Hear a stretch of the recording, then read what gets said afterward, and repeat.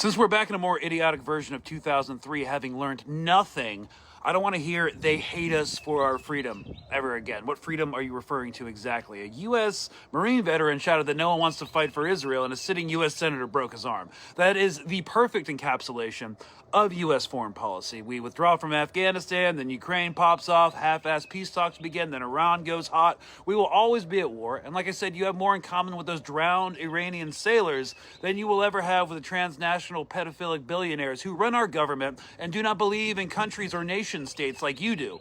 Unless that country is Israel, apparently. I learned this as a 23-year-old battlefield interrogator of the 75th Ranger Regiment, talking to some Haqqani foot soldiers who were the same age as me. Once you realize that you're the same age and very similar to the people you're fighting, the war propaganda disappears rapidly. But many Americans, many of whom are in our government, are violent, religious, death cult extremists who believe that Israel is lighting the signal fire in Iran to bring about Armageddon.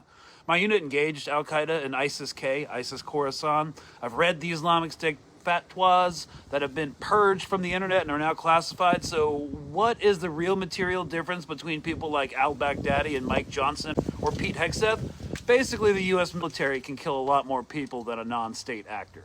What a lot of people living in this country don't realize is that they don't hate us for our freedom. They believe that our government, which includes the Israeli government, is the greatest and largest terrorist organization on earth, and that we are actually the barbarians. This madness begins and ends with us.